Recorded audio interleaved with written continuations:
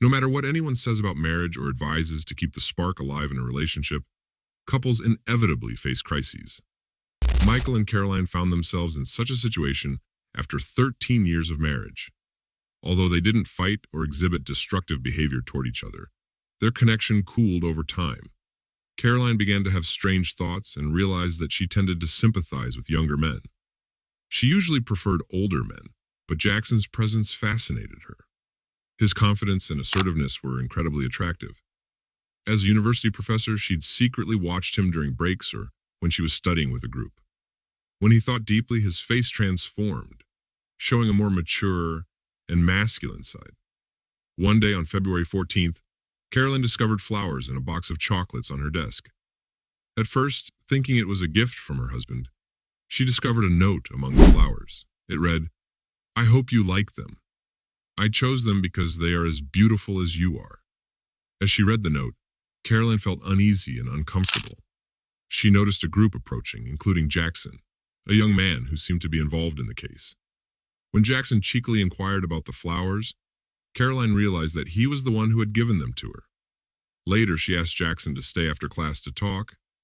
Caroline calmly told Jackson that he had given her the flowers, explaining that they shouldn't exchange gifts because of the risk, especially to her.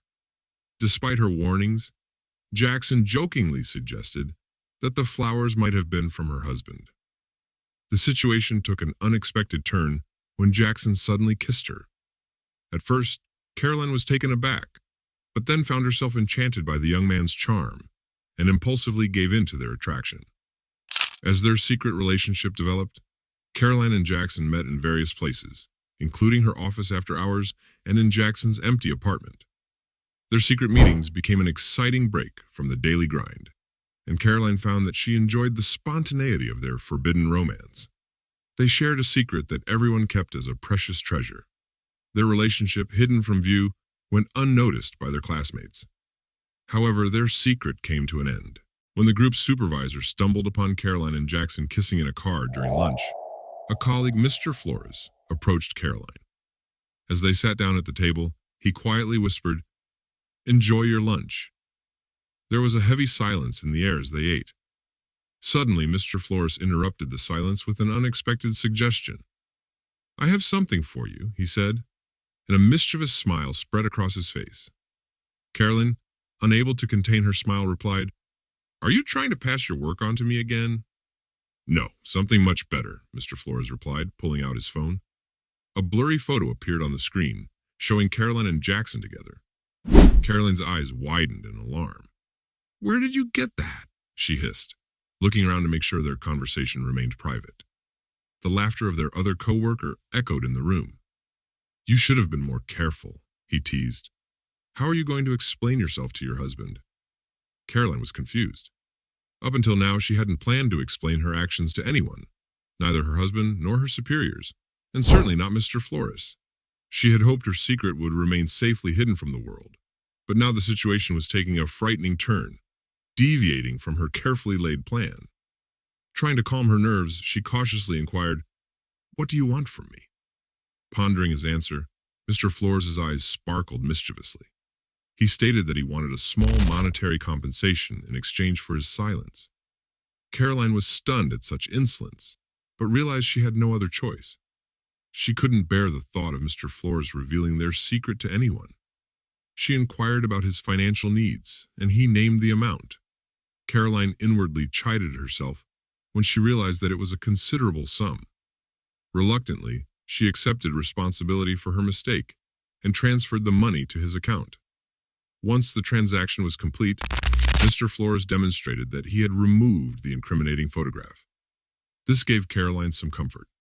At the university, Jackson waited until most people had left and went in search of Caroline. He knocked on her office door, but there was no answer. Stopping outside the door, he noticed that no one was inside. Just as he was about to leave, he received a text message from Caroline, stating the time and place of their meeting. Overjoyed, Jackson headed to the address provided. After waiting for Caroline for what seemed like an eternity, Jackson began to worry. Finally, a cab pulled up, and Caroline got out. Jackson was surprised since she usually arrived in her own car without delay. She said that Mr. Flores had seen them together and wondered what they should do next. Jackson was horrified, clutching his head and pacing the room like a captive animal. Caroline reassured him that she had already paid Mr. Flores for his silence. But no sooner had she finished her thoughts than Jackson burst into anger. He believed that her actions had opened the door to further blackmail from Mr. Flores.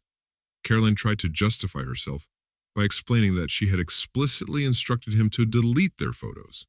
Jackson, however, treated her with contempt, as though she were an ignorant child, emphasizing the 12-year age difference between them. He asked her if Mr. Flores had additional copies of the photos, causing Caroline to cry as she realized her oversight. That night, she and her lover had a big fight. Caroline returned home in tears, afraid that her colleague would expose her, despite the money she had paid. This was what Caroline feared the most, because not only would she lose her job as a result, but she would also have to explain to Michael the reason for her dismissal. When she got home, she told her family that she was tired from work and had a headache, then went to bed earlier than usual.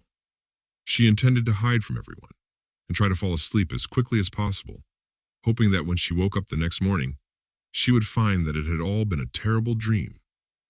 Unfortunately, that didn't happen. In the weeks that followed, things settled down. She stopped seeing Jackson, and Mr. Flores no longer demanded payment for his silence. One evening, she and her husband were sitting together in front of the television, cuddled up watching a movie when their daughter Zoe came up to them, looking frightened. Zoe handed her father her mother's cell phone, explaining that she had received a strange text message. Caroline read the text and coughed, drawing her husband's attention to the news. As he leaned over her shoulder, his perplexed expression spoke volumes. When he asked, "Darling, is it true?" Caroline remained silent, unable to find the words to answer. Her mother called out to her, asking what everyone now knew about the situation. It pained Caroline to admit her mistake. She had never imagined, at the beginning of her acquaintance with Jackson, that it would lead to this. Sitting under the piercing stare of her family, she wished she could disappear. She was overwhelmed with shame and embarrassment. "Zoe, please go see your grandmother, sweetheart," Michael asked his daughter gently. The girl nodded quickly and threw her jacket and boots on over her casual home attire. Caroline left.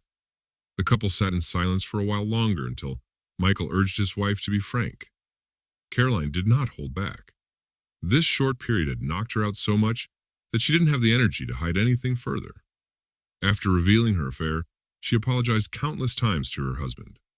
The man, usually stoic and unemotional, surprised everyone by saying that he wished Caroline would leave and not let their scandal spread lightning fast through the small town.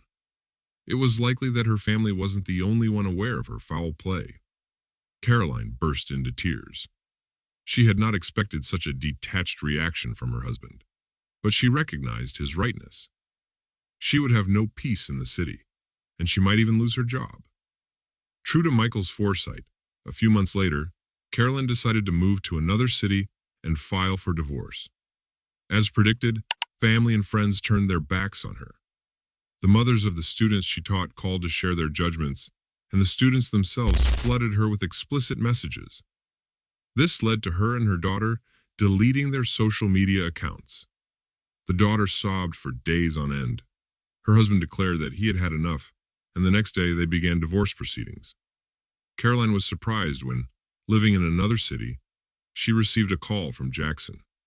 Jackson made the spontaneous decision to move to where Caroline lived so they could keep in touch. Caroline thought it was a wonderful gesture, and they decided to move in together. Unfortunately, both Caroline's husband and daughter showed no interest in communicating with her.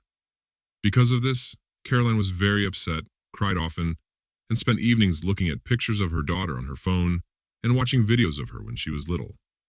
Caroline felt that she had caused her daughter a lot of pain and irreparable harm, and ignoring her daughter seemed like punishment for her past mistakes. Cheating Secrets podcasts like me